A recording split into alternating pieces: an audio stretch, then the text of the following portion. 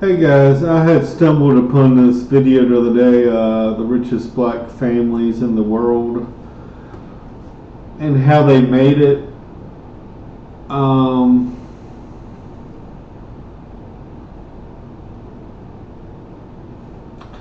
Talks about David Stewart, who most people don't even know who the hell he is. Jay-Z, Beyonce, Oprah, Robert Smith, who probably most people don't know who he is. Digante, another big conglomerate in Africa. Tyler Perry, LeBron James, Jordan. And then this guy, Mosepi, but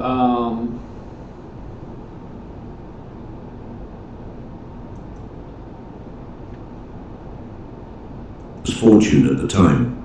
By 2020, Forbes recognized him as the 1,307th richest person globally, with a reported wealth of $2.1 billion. Beyond his mining and business ventures, Motsepe has a passion for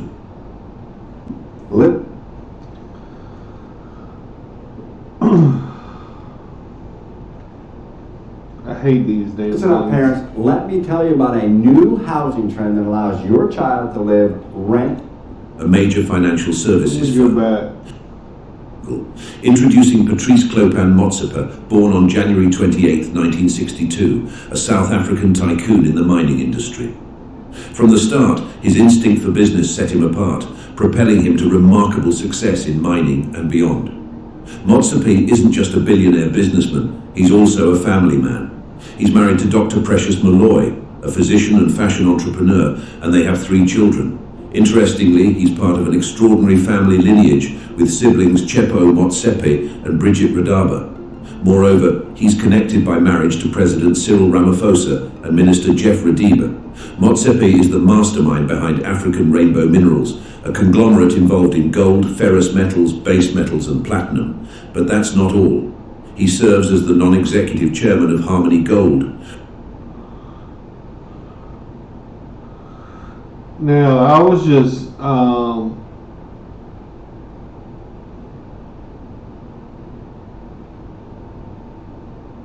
just looking up Harmony,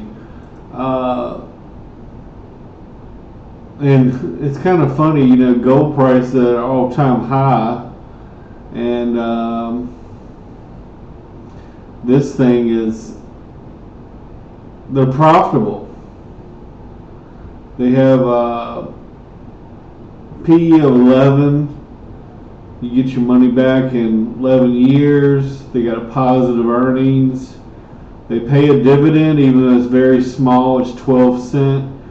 I mean, if you're holding something like this is not a small company. The market cap is $5 billion.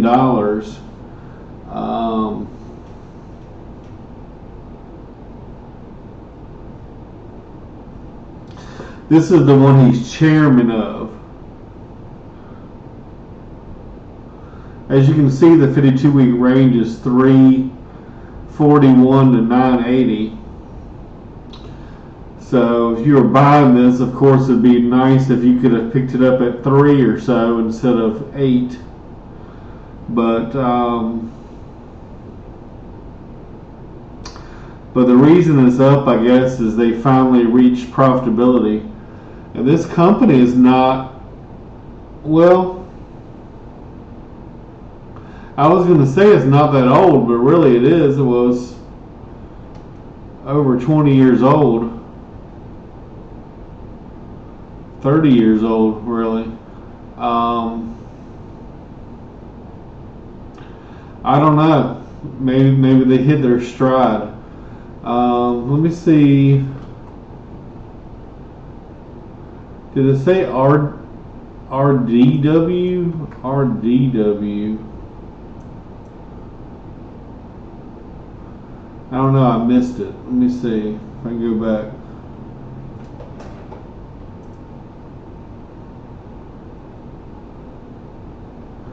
I can't see shit because the screen is like white. Ramaphosa and Minister Jeff Radiba. Motsepe is the mastermind behind African Rainbow ARM. ARM. It must be a private company.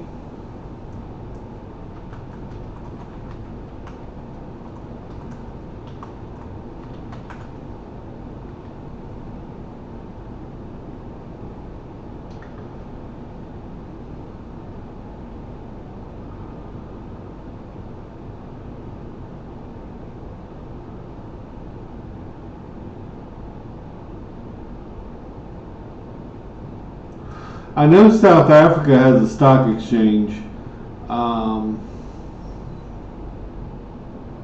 Good Lord.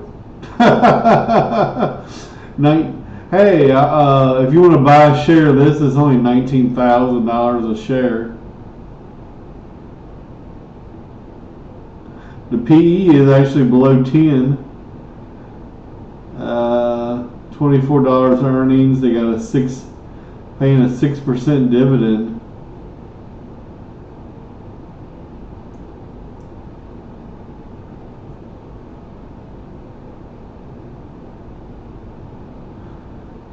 The other day they were up 3%, and it was up $580 a share, and they were as high as almost 30,000.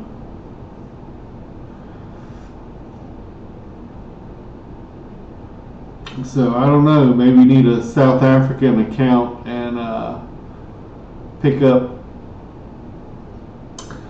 The reason I think investing with people that like this or Buffett or something like that, and I'm sure Buffett's stock's going to go up big tomorrow. I saw their profitability in the quarter was up. I don't know if it was $3 billion or so in the quarter. But he said don't expect that every quarter. This is just the first quarter, mainly from insurance stuff. There really wasn't much natural disasters happening, but it was saying usually the third quarter is the worst as far as the insurance goes.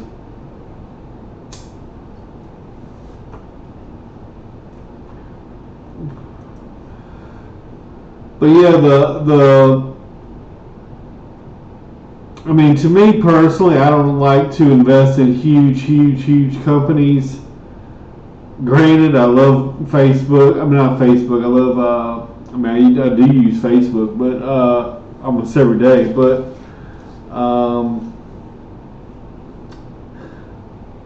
I lean more towards like Berkshire or ExxonMobil or Google or Microsoft. Buffett actually sold a lot of Apple. He got asked the question why, I think, and he kind of dodged it, but he basically said the reason he sold some was due to tax benefits, because they're only charging 20%. He's only getting charged 21% on capital gains, and sometimes he's been charged 50% or 40%. So I thought that was kind of a bullshit answer, but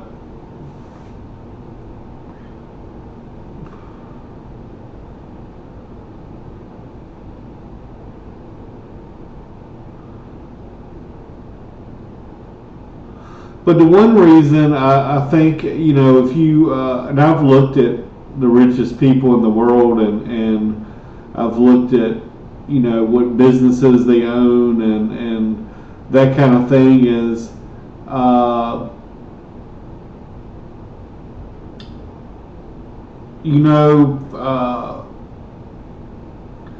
people like this,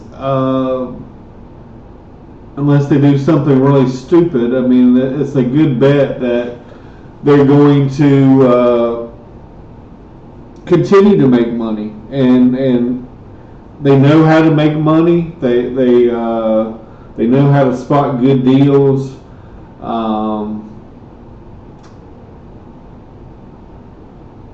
So investing with some of these richest people in the world, to me, is not necessarily a bad thing, because you know they know how to make money, and they're very good at it. And even though Africa overall is a very poor country, there's, I think this guy made, if not him, one of the other guys, I think one guy had a cement business and a sugar business and all kinds of stuff. See, this guy's an American, I think.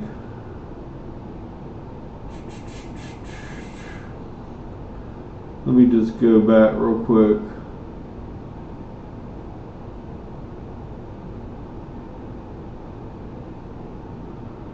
And yeah, I don't know if you can invest in this one too. I think this one is more like a private. NetSuite and QuickBooks offer software designed to help businesses manage their accounting process.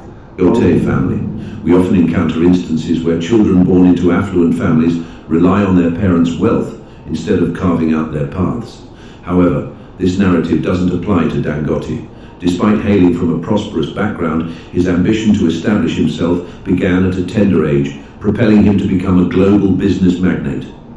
Born into a well-off Muslim family on April 10, 1957, in Kano, British Nigeria, Dangote's entrepreneurial spark ignited during his primary school days when he sold candies to his classmates. Armed with a business degree from Cairo's Al-Azhar University, he returned to Nigeria, embarking on a journey that would catapult him to the status of a global business titan. Marriage and family played significant roles in his personal narrative. In 1977, he married Zainab Dangote, although details about their divorce remain shrouded in mystery.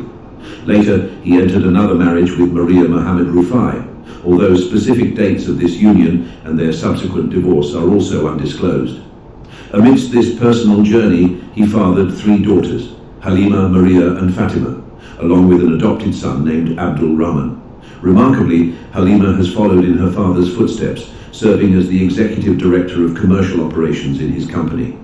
Dangote's journey towards business magnate status commenced in 1977, when he founded the Dangote Group as a modest trading firm. His breakthrough came when he relocated to Lagos the same year, fueled by a 500,000 Nigerian naira loan from his uncle, delving into commodities trading. His portfolio expanded to include bagged cement, rice, sugar, and more.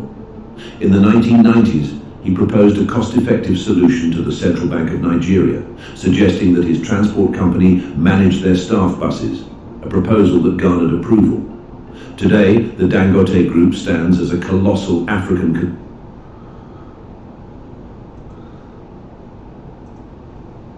Let's see, Dangote.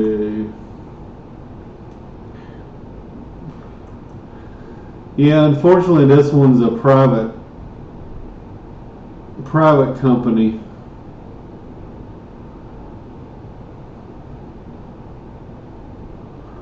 I don't know. Maybe at some point in the future, you'll be able to invest in them, but as of right now. And some of the best companies, some of them are private. I mean, I know people love Chick-fil-A.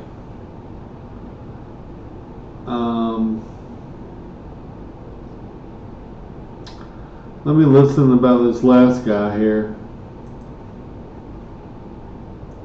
The Rabiu family. Introducing Abdul Samad Rabiu, a name synonymous with triumph, wealth, and altruism. With a remarkable net worth reaching $5.6 billion as of July 2023, he stands as one of Africa's most affluent and esteemed figures, leaving an enduring impact in both business and philanthropy. Born on August 4th, 1960, in the bustling city of Kano, Nigeria, Abdul Samad Rabiu's journey towards eminence began within his own roots. After completing his higher education at Capital University in Columbus, Ohio, he returned to Nigeria at the youthful age of 24 to assume control of the family enterprise. His father, a diligent man with multiple wives and 42 children, had laid the groundwork for Abdul's future empire.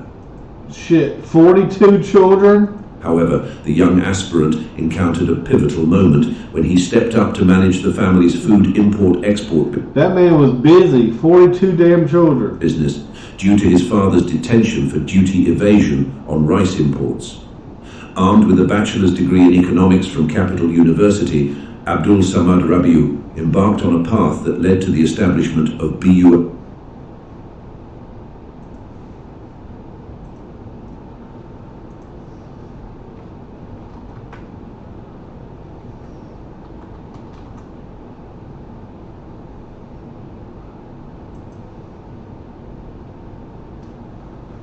Yeah, this one's a private one too.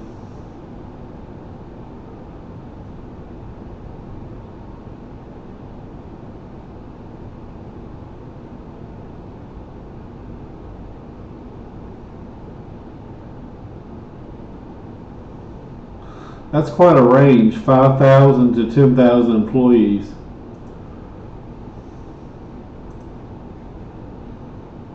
Group, Nigeria's largest privately owned conglomerate.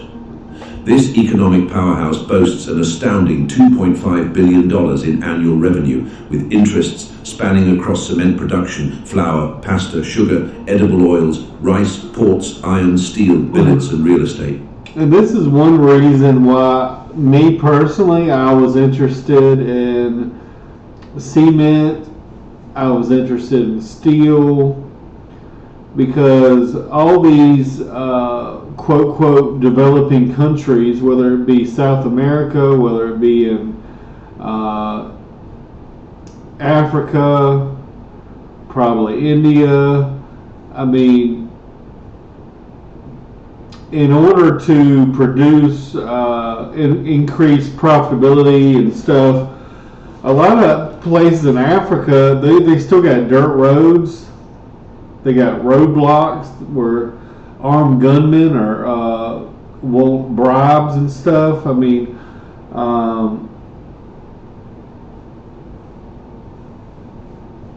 to me, part of increasing trade and increasing opportunities is you need transportation. You need roads. Even in this country, I mean, if we didn't have roads, I mean, like, I'm commuting over an hour to work every day. If I didn't have a car or didn't have a road, I would not be able to do that. And so your opportunities for work are less. And not only that, like if you live in a obscure area, like you can't get Walmart trucks or whatever to deliver you goods and supplies. I mean, some of the remote places and maybe even Alaska or something, you know, due to the weather or whatever, you know, maybe you only get a shipment once a week or once a month. And so to me, places like Africa, places like South America, I believe steel, I believe cement, agriculture, I think these have to be growing industries that these countries are going to progress. And some countries, you know, they did progress for a while and then they regressed. But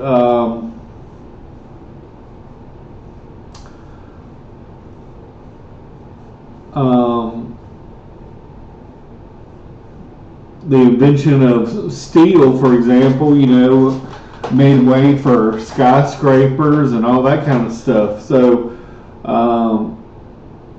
you know, you need cement and stuff for roads and for buildings, infrastructure.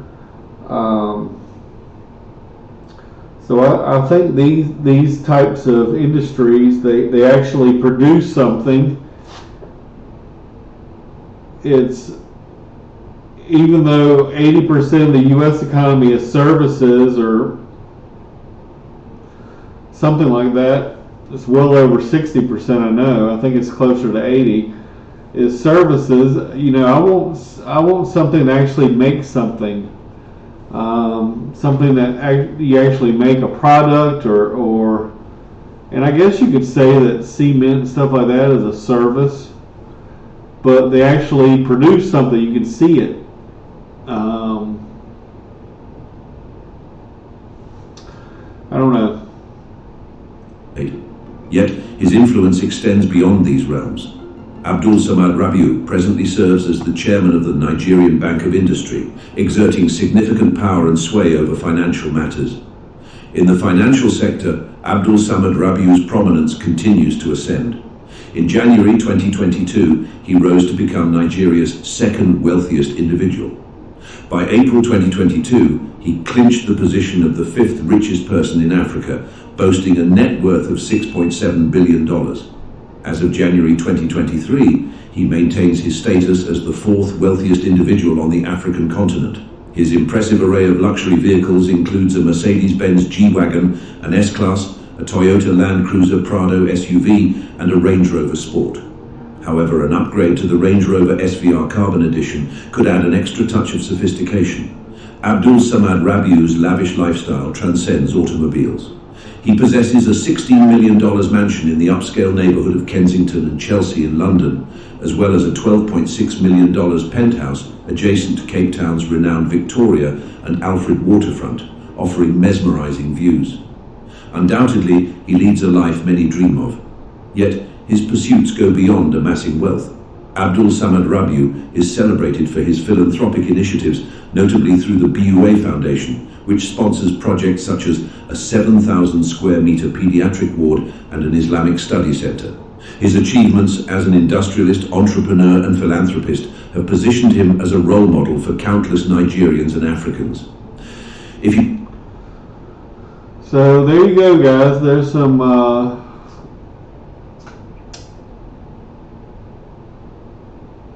the richest black families in the world, and a lot of them are in Africa, which is a growing industry. All right, thank you, guys.